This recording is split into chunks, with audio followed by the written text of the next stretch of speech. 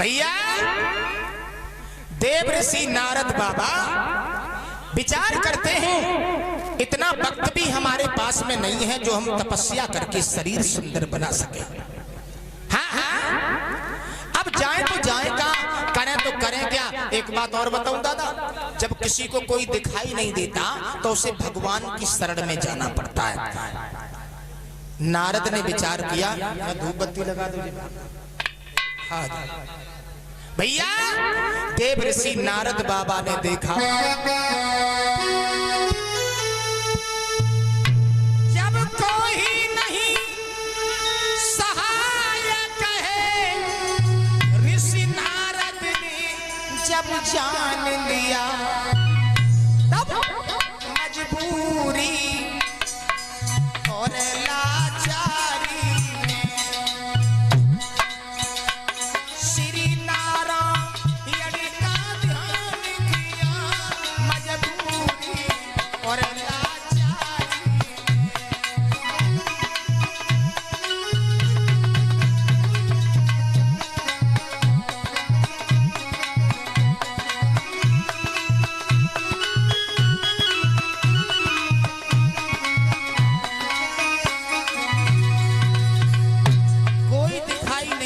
तो अंत में भगवान को याद किया है, भगवान अब आपके अलावा हमारा कोई नहीं है। लाला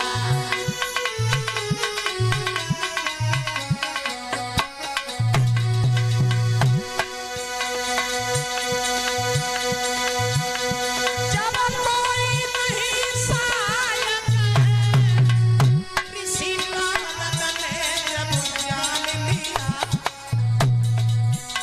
मजबूरी और लाचारी में श्री नारायण का ध्यान किया, मजबूरी और लाचारी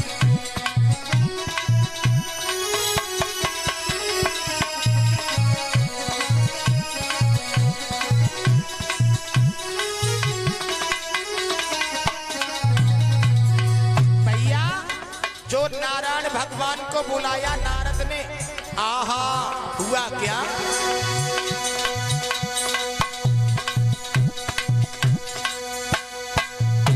नारद बाबा के केले से लीला धारी पधारे,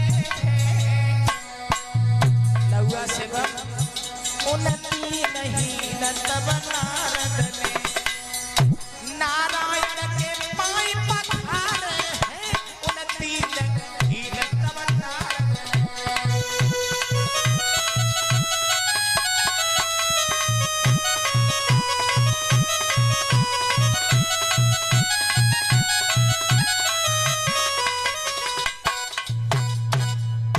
अंतिम गत्वा नारद बाबा ने परीक्षित जी भगवान नारायण को याद किया, भगवान अब आपके अलावा हमारा यहाँ पर कोई नहीं। जो नारायण को याद किया दादा तो नारायण भगवान तो तैयार ही बैठे थे, नारद हमें कब बुलाए। हाँ नारद बाबा के सामने नारायण भगवान प्रकट हो गए। कौन नारद, क्यों, कैसा याद किया तुमने हमें। नारद बोले भगवान जी कहो ना, शाम सुबह उठते बैठते हम तो तुम्हें ही तो याद करते रहते हैं। मतलब ये है हम साधु बन के अब नहीं जी पाएंगे। नारायण बोले क्या। हाँ शादी करेंगे और शादी करेंगे तो मैंने लड़की एक देख रखी है। नारायण बोले बहुत बढ़िया बात, हमने सुना था तुमने कामदेव को जीत लिया था। नारद बोले हाँ जीत तो लिया था, लेकिन तब जीत लिया था अब कोई मतलब नहीं है। क्या। बिल्कुल साधु बन के नहीं जी पाएंगे, हम भी अपना घर बसाएंगे, परिवार बसाएंगे, ऐसे वैसे साधु हैं। हाँ शादी करेंगे, बच्चे होंगे, परिवार बढ़ेगा। नारायण बोले तो हम क्या करें। नारद बोले तुम कछु ना करो, भगवान जी यहाँ आओ। मतलब जो है कि तुम हमें सुंदर बना दो। हाँ नारायण भगवान से नारद बोले इतना सुंदर बना दो, इतना सुंदर बना दो विश्वमोहनी देखे, पीछे पीछे भागे, सब लोग देखते ही रह जाएं और नारद ब्याह करके धीरे से निकल आए। कैसी रही? नारायण भगवान बोले बहुत बढ़िया बात, सुंदर बना दे तुम्हें। चलो ठीक है, बनाए दे रहे। भगवान नारायण ने परीक्षित जी नारद का शरीर तो सुंदर बना दिया, लेकिन चेहरा जो है तो बंदर का लगा दिया। शरीर सुंदर बना दिया, लेकिन चेहरा बंदर का लगा दिया। ओहो, कहो नारद कैसे लग रहे हो? देव ऋषि नारद ने चेहरा नहीं देखा, शरीर देखा, बोले अब हमसो कोई और हो। क्यों? सब लोग देखते ही रह जाएंगे, नारद ब्याह करके धीरे से निकल आएंगे। समझ गए? हाँ हाँ। और परीक्षित जी शरीर सुंदर देख के नारद बाबा ने एक बात कही, नारायण सुन रहे हो? अब तो शादी होगी, कोई नहीं रोक पाएगा। हाँ हाँ, कि अब तो बने हैं वो बाला, अब तो बने हैं वो बाला, हमारी घरनी अब तो बने हैं वो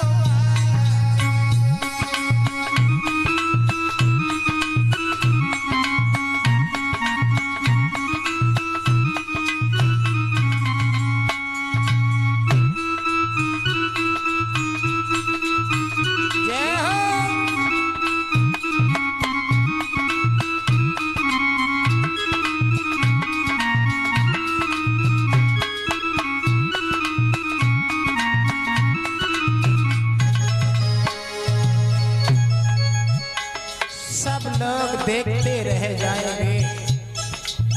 नारद ब्याह करके धीरे से निकल आए। मौकी और क्या देख रहे हो नारायण? सुनो, इधर देखो, कितनी सुंदर लड़की है। सुनो ना, कारे कारे नयन कजरारे जैसे नागिन कारी, सब तारीफ करे ऋषि नारद की अति सुंदर जोड़ी। अब तो बने वो बाला, अब तो बने वो बाला, हमारा घरनी अब तो बने वो बाला।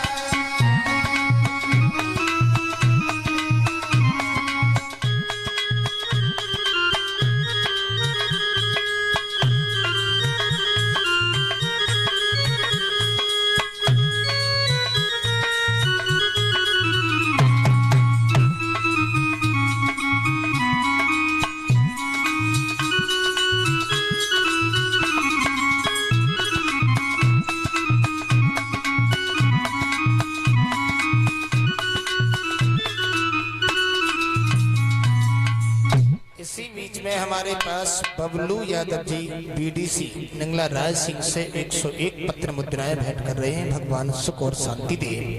परीक्षित जी नारद बाबा चल दिए शादी करने के लिए, बढ़ते चले जा रहे हैं और पहुंच गए जहां पर परीक्षित जी विश्वमोहनी का स्वयंवर हो रहा है। बड़े बड़े राजा महाराजा बैठे हुए थे। नारद ने कुर्सी उठाई और सबसे आ गई, बैठ गए। बोले निकले तो हिम आए और सबसे सुंदर तो हम आए हैं। देखेगी, गर्दन में जयमाला डाल देगी और नारद ब्याह करके धीरे से पीछे से ही निकल लेगी। हाँ, सब लोग देखते ही रह जाएंगे, नारद बाबा ब्याह करके भाग जाएंगे। अब परीक्षित जी कुर्सी उठा के आ गई, डाल रही। बोले रास्ता तो हिम में और सुंदर सबसे हम आए।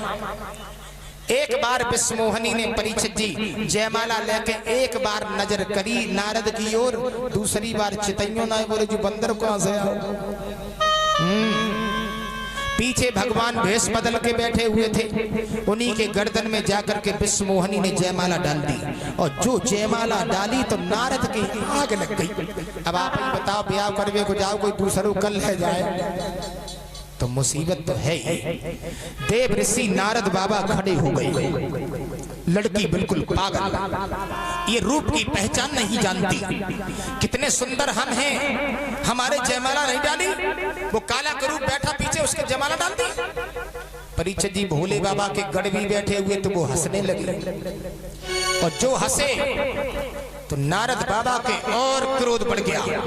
जलती हुई अग्नि में कमीरों घी डाल रहे हो क्यों? मेरी शादी नहीं हुई, तुम लोग हंस रहे हो। मैं तुम्हें श्राप देता हूं कि 3 जन्मों तक तुम पृथ्वी पर राक्षस बन के रहोगे। गढ़ बोले श्राप काय को दे रहे हो महाराज, शादी करने को आए थे, चेहरा शीशा में देखो तो क्या? हाँ, अगर शीशा नहीं है तो ठहरे हुए पानी में अपना चेहरा देख लो। जो नारद ने ठहरे हुए पानी में अपना चेहरा देखा तो बंदर का चेहरा, और जो बंदर का चेहरा देखा नारद के शरीर में आग लग गई। नारायण, तुमने हमारे संग में बहुत बड़ो कपट करो। हाँ लला, हरे क्रोध हृदय में छाई।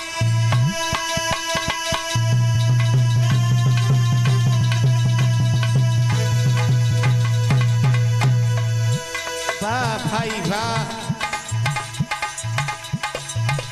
देव ऋषि नारद बाबा ने पीड़ा उठाया, नारायण भगवान के पास के लिए भाग दिए।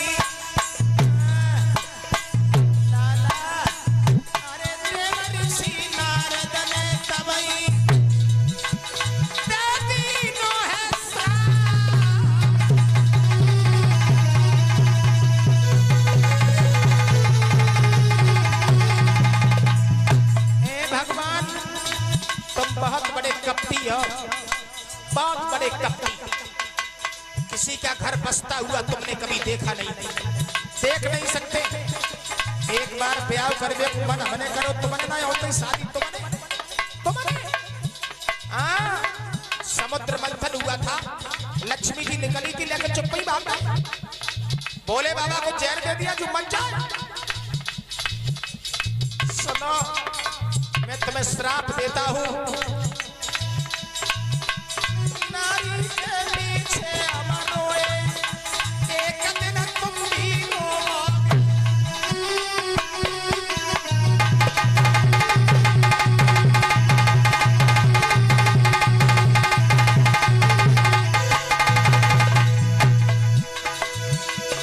तुम भी रोओगे, एक दिन तुम भी रोओगे। नारी के पीछे अमर रोए, एक दिन तुम भी रोओगे।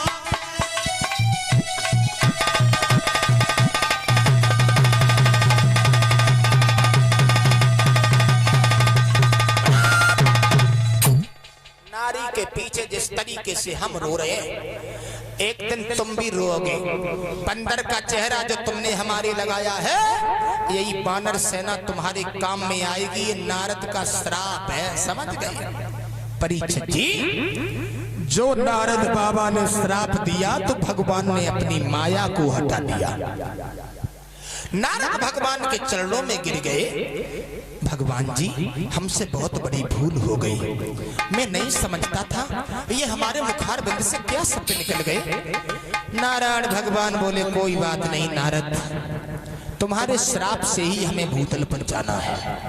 भगवान श्री राम बन करके आए, भगवान नारायण, सीता का हरण हुआ, राम वन वन में रोए, समुद्र में सेतु का निर्माण हुआ, वानर सेना ही प्रभु के काम में आई, इसीलिए भगवान का अवतार हुआ। इसी बीच में हमारे पास भूरे यादव जी टेंट वाले नंगला राय सिंह से 101 रुपया, जीतू यादव जी ठेकेदार भैया नंगला राय सिंह से 101 रुपया भेंट करते हैं। मैं भगवान से कामना करेंगे भगवान सुख और शांति दे।